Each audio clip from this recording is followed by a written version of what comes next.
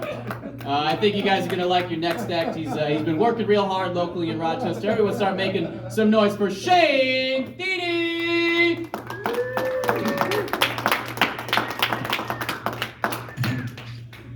What's up, Goonies? You know, I'm not the world's worst stand-up comic, but if that guy dies, I'm fucked. So, anyways, my name's Shane Dede. I'm also known as Federal Inmate 216-27041. That means I am a convicted felon. Yeah. But people go, Shane, what do you do? You seem like such a nice guy. Well, I was a commodities broker. My commodity was drugs.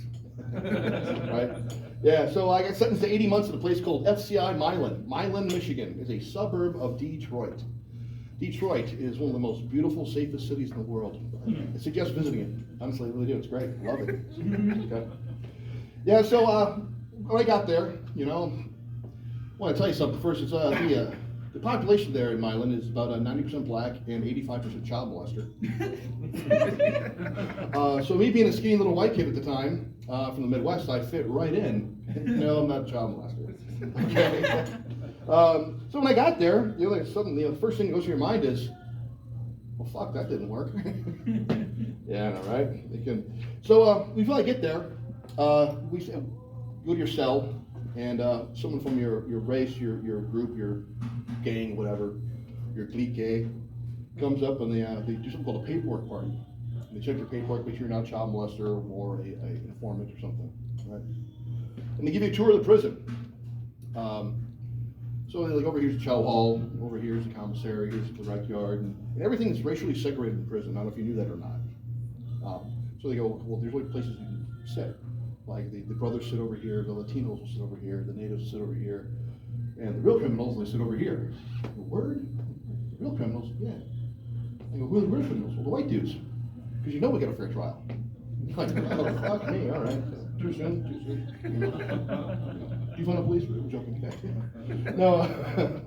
So, you know, I had 80 months to sit and think, and so I go, you know, I'm going to work on my stand-up. This is the only place you can find a captive audience. Dad jokes, right? Prison dad jokes, ever hear about that? Yeah. Yeah, prison dad jokes. Now, you know, a lot of people talk shit about prison. You know, I think it's pretty tough. You know, like whatever. Honestly, man, I live like a fucking rock star in a like no star all-inclusive resort.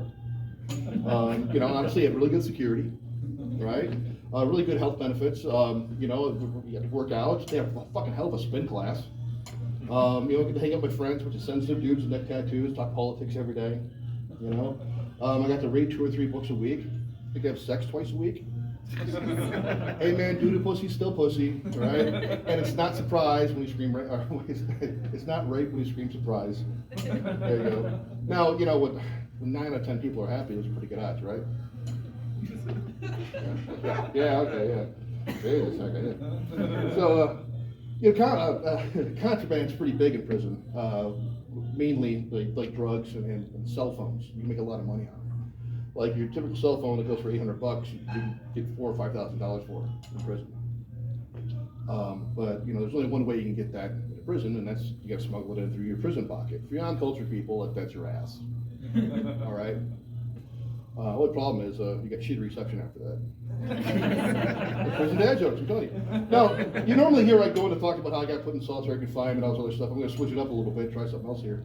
Now, people don't believe me that people took, you know, to take like, iPhone 14s and put them in their ass, right? Like, how does it fucking fit? So I'm going to tell you a story about a guy named Bulldog that we knew. Okay? Now, Bulldog was a 400-pound man. Okay, he was in on some financial crimes thing. When this guy walked, he would have swayed each side about 2 feet. He was that big, right?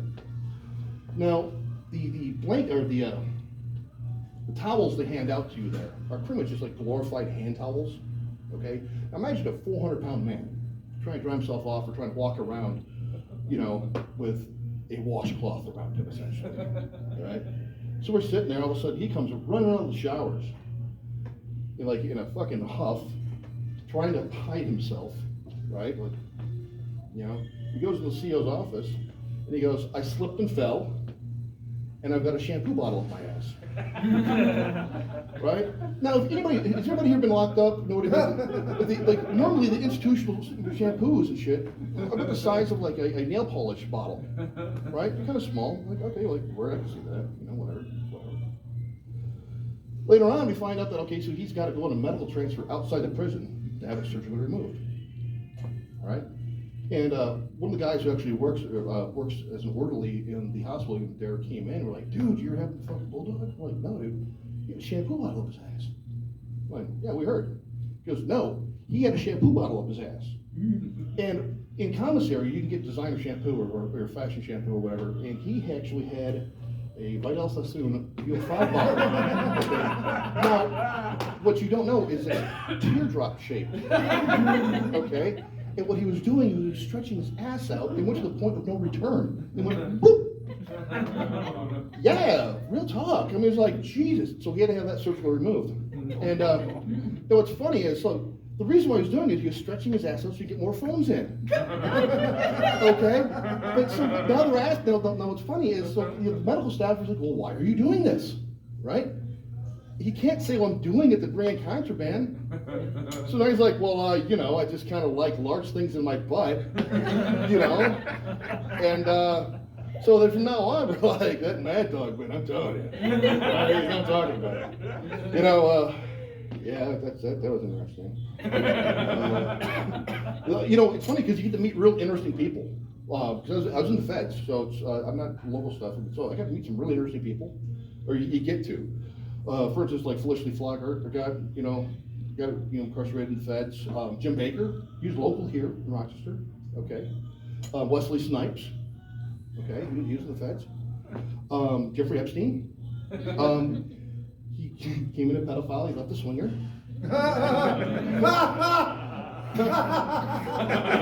that's too soon for that one. That's, you know. Yeah. So I guess there's one last thing I can tell you guys because I'm running out of time here. You know, so for the couples out there, you know, kissing someone while they're sleeping is one of the sweetest things you can do, except in prison. All right. Thanks a lot, folks. My name's Shane, and thanks for coming out. I appreciate it.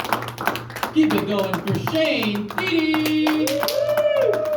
And keep making noise for your next comedian, Law!